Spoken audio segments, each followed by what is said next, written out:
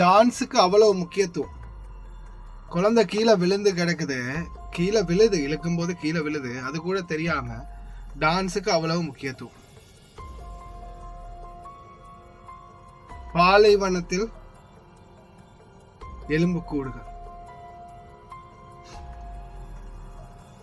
பற்றி எரிகிறது இஸ்ரேல், பலருடைய மனம் குளிர்கிறது. சில முக்கியமான தகவல்கள் இருக்குது, வீடியோவை ஃபுல்லாவே பாருங்க.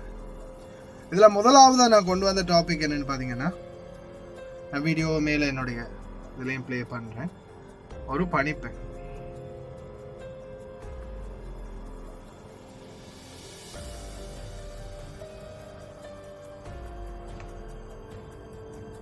இதுல வந்து நான் இந்த குழந்தைய மறைக்க வேண்டிய சூழல் என்ன காரணம்னா, குழந்தைய மறைச்சாதான் சரி, என்ன கொஞ்சம் பிரச்சனை. குழந்தை கீழே விழுது. ஹலோ மாமா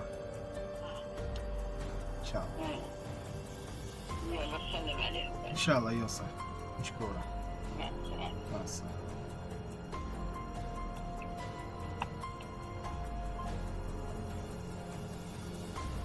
ஆசைக்கு தான் ஐஃபோன் ரிங்டோன், ஆனால் சாம்சங். ஆனால் ஐஃபோன் வந்து ஒரு இன்ட்ரெஸ்டே இல்லை. Sorry for the disturbance. இப்போ இதில் பாருங்கள், இதில் வீடியோ நிறைய பேர் பார்த்துருப்பீங்க. பாருங்கள், அந்த மறைச்சிருந்தாலும் உங்களுக்கு புரியும்னு நினைக்கிறேன். கீழே விழுந்துருச்சு குழந்தை, சரியாக கீழே விழுந்துருச்சு. திருப்பியும் அதை இழுத்து எழுப்பி வச்சுட்டு ஆட்டம், பாட்டை போட்டுட்டு ஆட்டம். அந்த குழந்தையோட கையை இப்படி ஆட்டி ஆட்டி ஆட்டி ஆட்டம் போட்டுட்டு இருக்கிறாங்க மேடம். இப்போ உங்களுக்கே தெரியும், இந்த நாட்டை பொறுத்த வரையில பணிப்பெண்களுடைய தொழில் எவ்வளவு ரிஸ்க்குன்னு. வீடுகள்ல ஏதாவது ஒரு சின்ன மிஸ்டேக் நடந்தா போதும், குழந்தைகளுக்கு ஒரு சின்ன துன்புறுத்தல், சின்ன ஒரு காயம் ஏற்பட்டா போதும், மிகப்பெரிய பிரளயமே ஏற்படும், மிகப்பெரிய பிரச்சனையே ஏற்படும். இதுக்கு முன்னாடி கூட உங்களுக்கு தெரிஞ்சிருக்கும், ஒரு குறைஞ்சது நான் நினைக்கிறேன் ஒரு 6-7-8 வருஷத்துக்கு முன்னாடி 2 சகோதரிகள், ஒருத்தர் வந்து வீட்டு வேலை பார்க்குறாங்க, இன்னொருத்தர் குழந்தை பார்த்துக்கொள்றாங்க. குழந்தை வந்து படிக்கட்டில் இருந்து கீழே விழுந்து இறந்தது. அதுக்கப்புறமா என்ன ஆயிடுச்சு, அதே கஃபீல், அந்த குழந்தையுடைய தந்தை, அந்த 2 பணிப்பெண்களையும் மரம் இருக்கக்கூடிய அறிவால், அந்த மரம் இருக்கக்கூடிய வால், அதால வந்து அவங்கள துண்டு துண்டா வெட்டினாங்க. கடைசியில் அவருக்கும் மரண தண்டனை தான் கிடைச்சிச்சு. இந்த மாதிரியான சந்தர்ப்பங்கள் உருவாக காரணம் நம்மளுடைய முட்டாள்தனம். வந்தது எதுக்காக? வேலைக்காக. அதே மாதிரி நம்மளுடைய வேலையை தவிர்த்து அதுக்கு மேலதிகமான வேலைகள் செய்யறது கடைசியில் அது நம்மளுடைய உயிரையே ஆபத்தில் கொண்டு போய்விடும். அது மட்டுமல்ல, இந்த வீடியோ வந்து எனக்கு சோஷியல் மீடியாவில் ஒன்றுலேருந்து தான் கிடைச்சது. நான் இந்த வீடியோ வந்து நான் உங்களுக்கு வந்து இதுலேயும் போடுறேன், அதாவது நான் என்னுடைய சைட்லேயும் போடுறேன், பாருங்க. வீடியோ பாருங்க. பாலைவனத்தில் வால்யூமை கட் பண்ணிக்கலாம். பாலைவனத்துல ஒரு வண்டியில நிறைய பேர் போயிருக்கிறாங்க. போயிட்டு பார்க்கும்போது ஒவ்வொரு இடங்கள்லையுமே பாத்தீங்கன்னா எலும்புக்கூடுகள், அங்க இருக்கிறது எல்லாமே எலும்புக்கூடுகள். ஒவ்வொரு இடங்கள்லையும் ஒவ்வொரு எலும்புக்கூடுகள் மட்டும் சிதைந்து போய் கிடக்குது. ஒவ்வொரு இடங்கள்லையுமே இருந்து எலும்புக்கூடுகள் மட்டும்தான் கண்டெடுக்கப்படுது.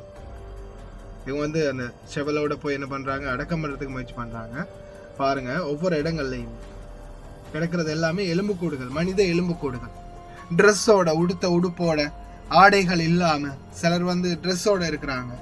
இப்போ இதுல பாருங்க, அல்லாஹ் ரஹமா, எத்தனை பேரு சிலர் வந்து நாடுகளை விட்டு நாடுகள் கடந்து வருவாங்க. அதே மாதிரி உணவு தண்ணி இல்லாம இறந்து போவாங்க. அதையும் தாண்டி இன்னொரு முக்கியமான விடயம் என்ன, ஏதாவது ஒரு பிரச்சனை வரும்போது, இப்ப ரீசெண்டா கூட ஒரு நபருக்கு இப்ப மரண தண்டனை விதித்தாங்களே, அம்கராவில் வந்து ஓட்டனுடைய உயிரை பறித்து விட்டு சடலத்தை கொண்டு போய் புதைச்ச கேஸ்ல இந்த மாதிரி வெளி வராத எத்தனை சடலங்கள் இன்னும் எலும்புக்கூடுகளாக இன்னும் எத்தனை பேருடைய எலும்புக்கூடுகள் பாலைவனங்கள்ல கிடக்குதுன்னு யாருக்கு தெரியும்? இன்னைக்கும் காணவில்லை அப்படின்ற தகவல் தான் நிறைய வருது. நிறைய பேரு தாயை காணல, சகோதரத்தை காணல, மனைவியை காணல, கணவனை காணலன்னு தேடிக்கிட்டு இருக்கிறாங்க. ஆனா அந்த நபர் இருக்கிறாரா இல்லையா, உயிரோட இருக்கிறாங்களா இல்லையா அப்படின்றது யாருக்கு தெரியும்? எத்தனை பேருடைய உடல்கள் இந்த மாதிரி பாலைவன பகுதிகளில் சடலமாகவும் எலும்புக்கூடாகவும் கிடக்குதுன்னு யாருக்கு தெரியும்? ஒவ்வொரு இடங்கள்லையும் மக்கி போன எலும்புக்கூடுகளாக இன்னைக்கு உடல்கள் கண்டெடுக்கப்படுது. எலும்புக்கூடுகளாக மட்டும் இந்த மாதிரி இன்னும் எத்தனை பேருடைய உடல்கள் இந்த மாதிரி இருக்குது. அதே மாதிரி ஒரு சிலர் பாலைவனத்துல புதைச்சிட்டு போயிடுவாங்க. ஆனா அதுக்கப்புறம் என்ன ஆகும்னு பாத்தீங்கன்னா, பாலைவன தூசி காற்று, இந்த மணல் காற்று அடிக்கும் போது மணல் ஒவ்வொரு பக்கத்துக்கு விலகும் போது அது மேலே வந்துடும். இப்போ ரீசெண்டாக நாங்கள் அவேர்னஸ் பண்ணினோம் இல்லையா, கன்னி வெடிகள், நில கன்னி வெடிகள் பாலைவனங்கள்ல இருந்து புதைக்கப்பட்டதெல்லாம் மேலே வருது. அதே மாதிரி இந்த உடல்களும் புதைக்கப்பட்டது மேலே வரும்.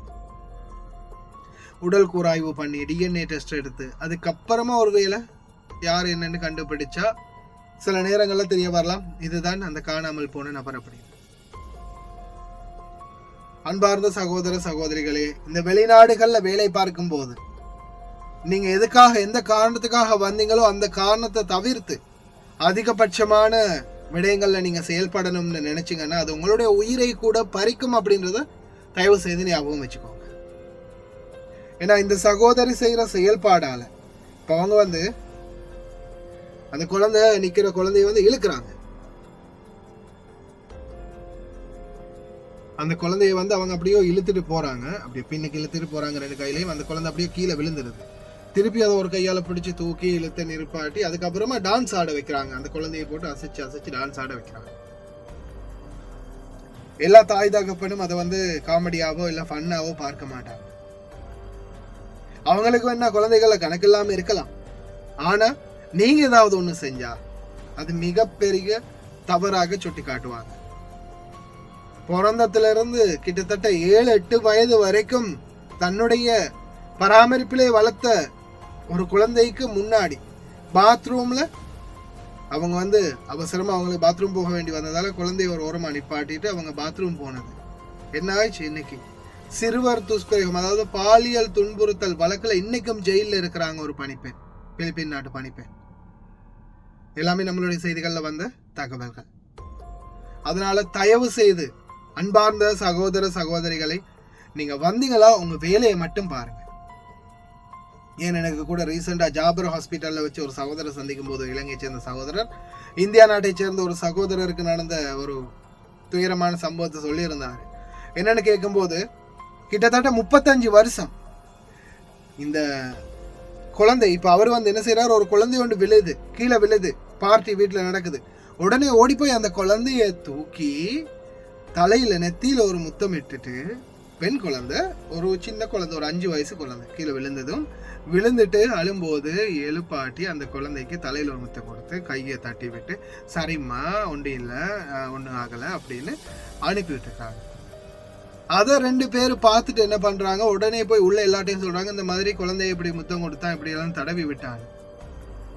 என்ன ஆயிடுச்சு தெரியுமா? கிட்டத்தட்ட இவர் அந்த குழந்தையினுடைய தந்தை, அந்த குழந்தையுடைய வயது, அதே மாதிரி அந்த குழந்தையே இல்லாத பருவத்தில இருந்து அவர் அந்த வீட்டுல இருந்திருக்காரு. கிட்டத்தட்ட 30-35 வருடமா அவங்களே குழந்தையாக இல்லை அந்த இடத்துல. அவங்க குழந்தையா பிறந்து அதுக்கப்புறம் அவங்களுக்கே குழந்தை பிறந்த வரைக்கும் அவர் அங்கதான் இருக்கிறாரு. அப்படிப்பட்ட ஓட்டுநரை துவானியாக்குள்ள கூட்டிட்டு போய் அத்தனை பேரும் சேர்ந்து அடின்னு அடிச்சு, கிட்டத்தட்ட 30-35 வருஷம் அந்த வீட்டுக்காக வேலை பார்த்த ஒருத்தரை அடின்னு அடிச்சு, அவருக்கே இந்த மாதிரி பேத்திங்க எல்லாம் இருக்குதான், அடிச்சு கடைசியில் டிக்கெட்டை போட்டு நாட்டுக்கு அனுப்பி வச்சிருக்காங்க. அவர் போறதுக்கு கொஞ்ச நேரத்துக்கு முன்னாடி வெளியில இந்த டிரைவர்களோட பேசும்போது இந்த விடயத்தை சொல்லியிருக்கிறாரு. சாரதிகளுடைய நிலைமையும் அதுதான். ஏன் ரீசெண்டா நான் சொல்லல, ரோஜா பூ கொடுத்த சம்பவம். ஏன் இதுக்கு முன்னாடி பங்களாதேஷ் நாட்டவர் ஒருவர் தன்னுடைய அந்தரங்க உறுப்பு வந்து வெளியில போட்டுட்டு போனேன்னு என்ன ஆச்சு? கட் பண்ணினாங்களா இல்லையா? அதனால தயவு செய்து கவனமா இருங்க. எத்தனையோ சம்பவங்கள் தொடர்ந்து நான் ஒவ்வொரு விஷயங்களை அவேர்னஸ் பண்ணிட்டே வரேன். நீ ஸ்கூல்ல ஒரு குழந்தை கீழே விழுந்துடுச்சுன்னு போய் எழுப்பி விட்ட டிரைவரை போலீஸ்ல கொண்டு போய் ஒப்படைக்கல. கடைசியில் அவர் ஏதோ சிசிடிவி கேமரா செக் பண்ணி பாருங்கன்னு சொல்லும்போது போலீஸ் அதிகாரிகள் போய் செக் பண்ணி பார்க்கும்போது குழந்தையை தள்ளி விடல, அது கீழே தானாவே விழுந்தது. இந்த டிரைவர் தான் போய் அந்த குழந்தையை தூக்கி விட்டது அப்படின்ற பிறகு அந்த கஃபீலுக்கு திட்டி அவன் குழந்தைய அவன் தூக்கி தானே விட்டுருக்கான், ஏன் இப்படி பண்ணேன்னு கடைசியில் 100 தினார் பணமும் வாங்கி கொடுத்து அனுப்பியிருந்தாங்க. அதே அந்த நேரத்தில் சிசிடிவி கேமரா இல்லாத இடமா இருந்திருந்தா அந்த டிரைவரை தூக்கி சிறையில் வச்சிருப்பாங்க. சிறுவர் துஷ்பிரயோகம் விழுந்து கிடந்தாலும் சரி, இரத்தம் போனாலும் சரி இந்த நாடுகள்ல. அதனாலதான் யாரும் பக்கத்துல வாரதில்லை. புரியுதா உங்களுக்கு? அட என்னடா மனசாட்சி இல்லாதவங்களா இருக்கானுங்களா, ஈரம் இல்லாதவங்க இருக்காங்க. நம்ம நாடுனா நம்ம உடனே 3-வீல பிடிச்சோ இல்லை வார வண்டியை நிறுத்தி உடனே ஹாஸ்பிட்டலுக்கு கூப்பிட்டு போவோம். துடிக்க அப்படியே பார்த்துக்கிட்டு இருக்கிறானுங்களே. ஏன் பார்த்துக்கிட்டு இருக்கிறாங்க? அதுதான் காரணம். கடைசியில கேஸ் உங்க மேல விழுந்துடும். குழந்தை விழுதா அதுவா தானா எழும்பட்டும்.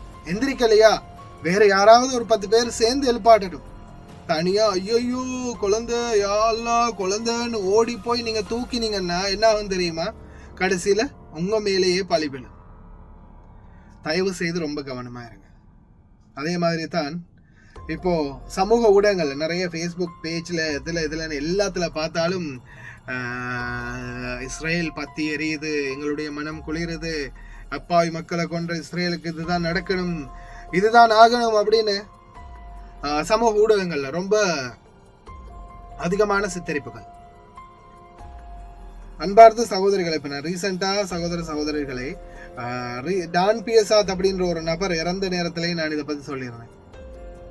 அதே மாதிரி தான் இஸ்ரேல் அப்படின்ற நாடு உண்மையிலேயே ஒரு மோசமான ஒரு நாடு தான். ஆனாலும் அந்த நாட்டிலும் பாலஸ்தீனிய மக்களுக்காக ஆதரவு கொடுத்த குரல் கொடுத்த எத்தனையோ பேர் இருந்தாங்க. அரசாங்கத்துக்கு எதிராக போராடினவங்க. நீங்க இந்த மாதிரி சொல்றது அந்த மக்களையும் சேர்த்து சாகடிக்கிறதுக்கான ஒரு வழிமுறை. அதே மாதிரி ஒரு ஆனந்தம். கொஞ்ச நெஞ்சம் மனசுல ஈரம் இருக்கக்கூடிய நல்ல மனிதர்களும் பாருங்க இவனுங்க எப்படி நம்மளை நம்ம இந்த மாதிரி ஒரு ஆபத்தான சூழல்ல எப்படி நம்மளை இது பண்றாங்க பாருங்க, மட்டும் தட்டுறாங்க பாருங்கன்னு அது நல்லெண்ணம் உள்ளவங்களுக்கும் நஞ்சை விதைச்ச மாதிரி போகும். அதால இறைவன் ஒருவன் இருக்கின்றான், அவன் அதற்கான தகுந்த கூலிகளை வழங்குவான் அப்படின்ற ஒரே ஒரு கோட்பாட்டை மட்டும் நீங்க குறிக்கோளா வச்சுக்கோங்க. அவ்வளவுதான். மீதி பிரச்சனைகள் எல்லாத்தையுமே இறைவன் பார்த்துக்கொள்ளும். இறைவனிடம் ஒப்படைங்க எந்த பிரச்சனையா இருந்தாலும். தயவு செய்து யாருமே விமர்சனங்களை பண்ணாதீங்க. அதற்கு யார் என்ன தவறு செய்தாலும் என்ன பாவம் செய்தாலும் அதற்குரிய கூலியை கொடுக்கக்கூடியவன் இறைவன். இறைவனிடம் ஒப்படைங்க. நீங்க ஒவ்வொரு விடயங்களை சொல்லும் போதோ எழுதும் போதோ போஸ்ட் பண்ணும் போதோ அது அந்த இடத்துல இருக்கக்கூடிய நல்லவர்களையும் சேர்த்து பாதிக்கும், அவர்களையும் தீயவர்களாக மாற்றும் அப்படின்றத ஞாபகம் வச்சுக்கோங்க. ஓகே ஃப்ரெண்ட்ஸ், கடைசி வரைக்கும் பார்த்து எல்லாருக்குமே ரொம்ப நன்றி. முடிந்த வரைக்கும் தயவு செய்து இந்த நாட்டை பொறுத்த வரையில வந்த வேலையை பார்த்தோமா போனோமான்றீங்க. டிக்டாக் பண்ணுறீங்களா, டான்ஸ் ஆடுறீங்களா, தனி என்ன வேணுமோ செஞ்சுக்கோங்க.